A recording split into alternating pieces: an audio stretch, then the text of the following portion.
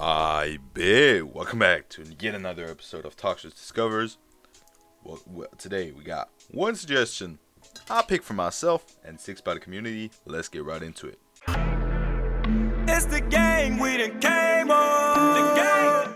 But as always, before we get into the real video, a bit of information, a bit of appreciation this time. Thank y'all for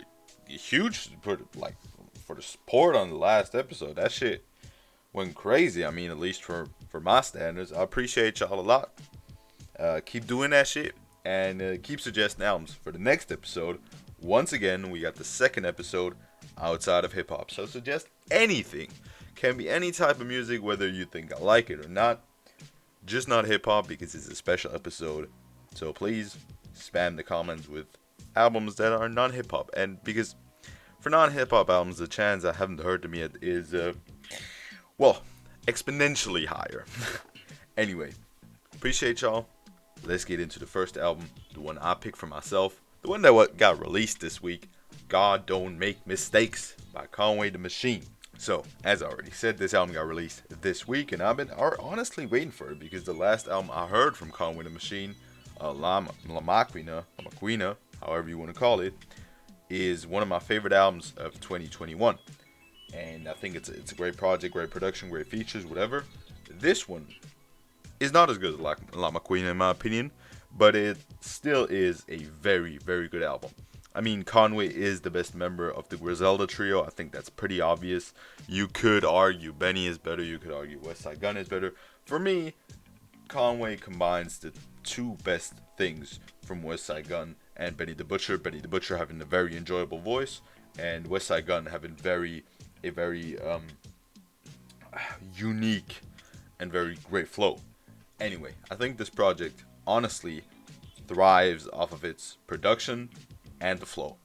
The features are great too. The lyrics are obviously great too, but the production is really what makes this project stand out in my opinion. And the tracks with no features, even though the features themselves weren't bad, I felt like I enjoyed the tracks without any features the most, just because I got more Conway, and that's what I'm coming to the album for, if you get what I mean.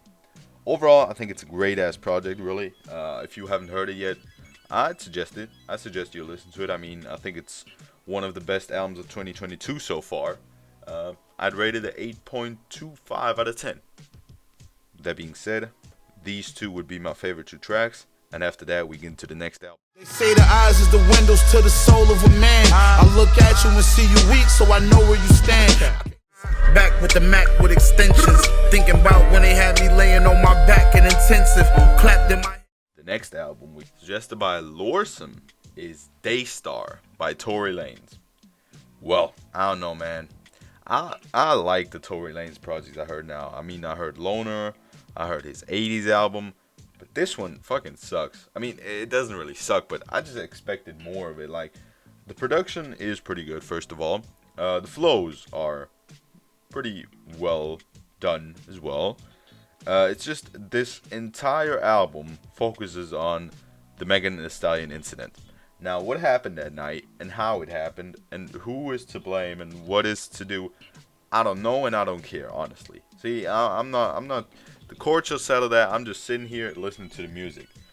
But honestly, even though I wouldn't consider myself on like Megan's side or like the man who's like, oh, Tory's a criminal, lock him up. Nah, I'm chilling, bro. I don't care. But this project, bro, this is a 1 hour long project of this man talking about how everyone is fake and how that shit didn't happen and everything, and she's lying and everyone is now turning it their backs and the industry is fake, and this is God testing him. Like, yo, bruh, chill, okay? See, you could have made a song about that. You could have made an EP about that. Jesus, making a long-ass album about that? Come on, man. See, that really dragged down my enjoyment of the album. Like, really. Because it would not be a bad-sounding project. It would not be a bad executed project. It's just so fucking annoying how the entire project is about that same old topic. And he's not even tackling it from different angles. He's saying the same shit over and over again. Bruh, I don't give a shit about you, okay? I don't give a... No. Stop it, man. Stop it. See, this album is like one of the least creative projects ever, just based on the lyrics, based on the lyricism. This is just pure. See, okay, I'm giving it a 5 out of 10. And those 5 points are not coming from anything that's taken from lyricism or from creativity. Because this project would be solid if there were some more good topics. That's it. The features, I gotta say that. There was a person I didn't know before, was featured twice on the album. They actually did pretty well. I mean, these two would be my favorite tracks. I'd rate the album a 5 out of 10, as I already said. After that, we get into the next project. And if I underestimated anything you did for me, yeah, it's cause I didn't know, We've been at the gas station all night. We've been at the gas station all night. The next project we got today is Supreme Clientele by Ghostface Killah, suggested by PJ Gameplay. Again, I expected more of this. See, my man PJ Gameplay, he always comes through with the bangers, with the classic, with the old school albums. I appreciate that. But on this one, I mean, it's a solid project. But if you see Ghostface Killah and you know something about Wu-Tang and Ghostface Killah, you heard that name before, you just expect an outstandingly great project. At least I did. And that's just not it. I mean, the production is pretty good. Should be on such a high-profile project. The flow, obviously, it is Ghostface Killah. After all, is very good. And the lyricism is definitely worth talking about too. But other than that, I'm just like here, I don't know. Like, I didn't really enjoy this project. I mean, it's 1 hour long, 21 tracks, a lot of skits, a lot of interludes. This was kind of just a draining listen, to be honest. Because even though the lyricism is great, it's like so complex and so, well, exhausting to understand. Maybe I'm just stupid. I don't know. It's just like I'm not trying to sit here and analyze everything this motherfucker is saying. I'm just trying to sit here, enjoy the music, and some songs on this album. For example, the first track on the album, excluding the intro. Rap rock and roll, tidy bow, gun hole pro, Starsky with the gum so hit the rum slow, parole kids. This man just said anything, and I didn't really understand what he was talking about some of the time, but I wasn't really bothered to like research or to get invested into why he's saying these things or what they mean, just because I didn't care, because it wasn't, this album doesn't capture me as much as to the point where I'm like, yo, I gotta find out what this means. I just don't care. But it's a solid project, so I'd give it a 7 out of 10. I expected more. It is a good project, but like, if you listen to other Wu-Tang projects, they're way better than this. You can skip this one in my opinion. Next project we got Fucc Valentines by Big YBA, suggested by Zhao. I know I mispronounced that name once again. I don't give a shit. I can't say that shit. I don't speak Portuguese. I'm sorry.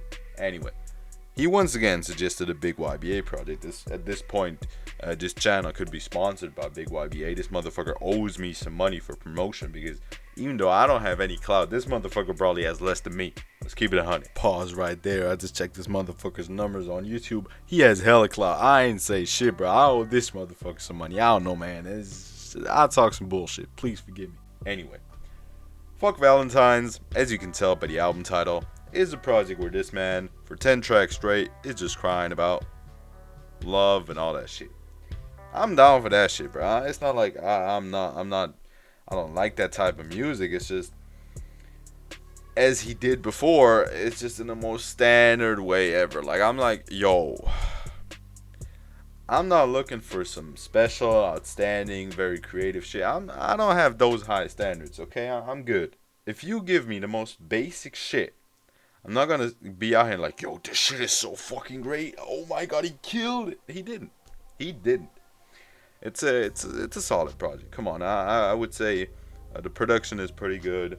The melodic tendencies were pretty enjoyable at some point, but it's like really nothing crazy in my opinion. Just okay. I'd give it a 5 out of 10 because it did have some enjoyable bits. It's just like overall, I'm like sitting here and asking like, what did this project give me? Nothing, really nothing. These two would probably be my favorite tracks, although it is hard to pick because most of these songs kind of sound the same or sound really similar or are not really diverse. So yeah. I can't love no more. Whole asking for love and I can't love no more. I hit photo when I get that shit out my heart. But that fake love cause I don't need it. Last night I felt my heart but it won't beat. Been through some shit that left me.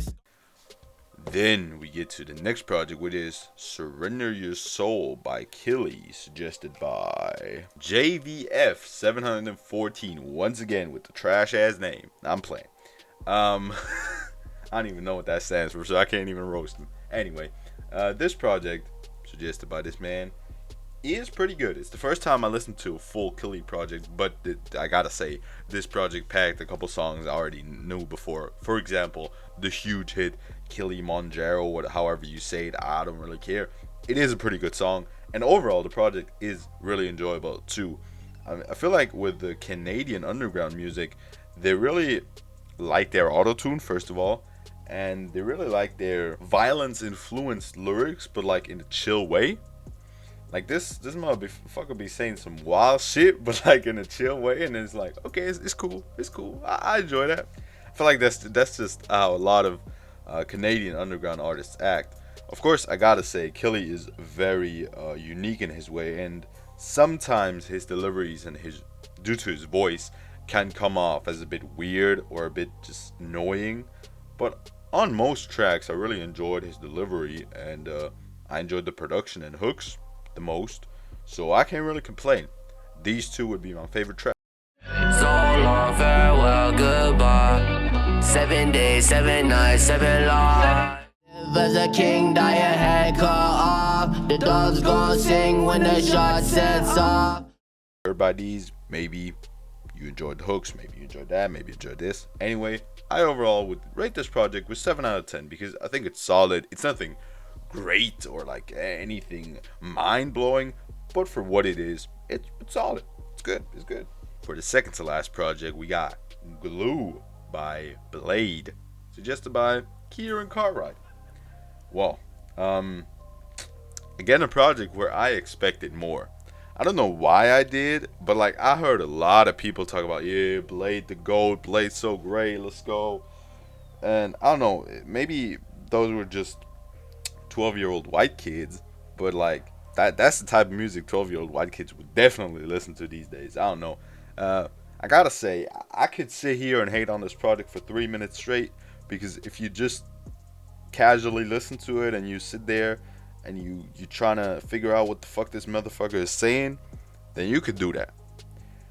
But I honestly gotta say, at some parts this album was kind of enjoyable, and I hate that I'm saying that because it just comes across as very, very lazy. It's like half of the time I had to pull up Genius to even understand what this man was saying. Not because he was rapping so fast or he has to say some complicated ass stuff. No, just because he was mumbling so hard and the production was louder than his voice, and I was like, help me. So production is great, even though it was kind of loud at parts. Hooks were nothing really great. Flow, well, most of the time I didn't really get the flow because I didn't really hear it. I enjoyed it pretty much, but it's like I don't know why I enjoyed it. It just sounded great partially, but yeah, I don't know. I really couldn't tell you, besides the production, maybe creativity, what makes this project great. It isn't great in my opinion, but it is kind of interesting and intriguing. I mean, I would rate it a 6.5 out of 10. And I couldn't tell you why I like it, but I kind of like it. With that being said, these two would be my favorite tracks. We get into the last project after that.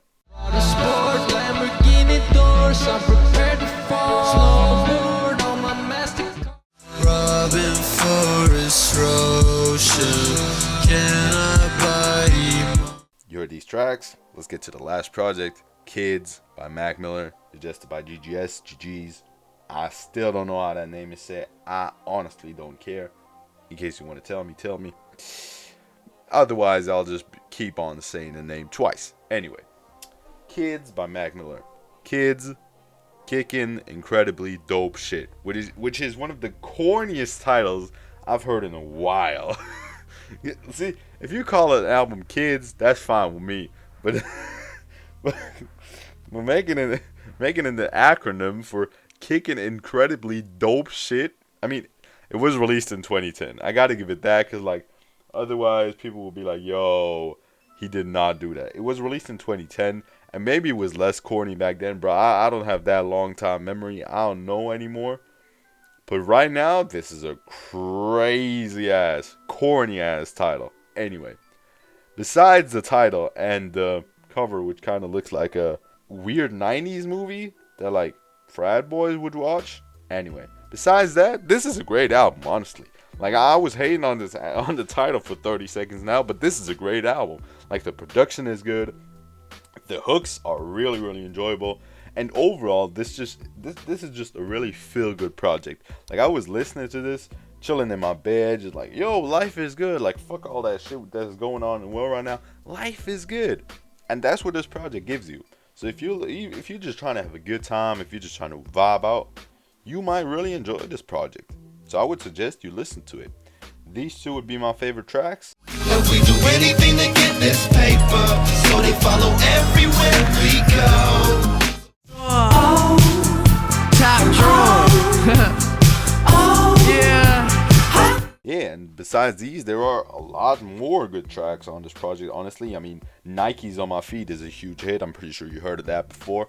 And it's also on this project. It's just not one of my favorites. Overall, I would give the project an 8.5 out of 10. I think it's really, really enjoyable. I do think it has some flaws. Like, sometimes lyrics are kind of standard and kind of corny.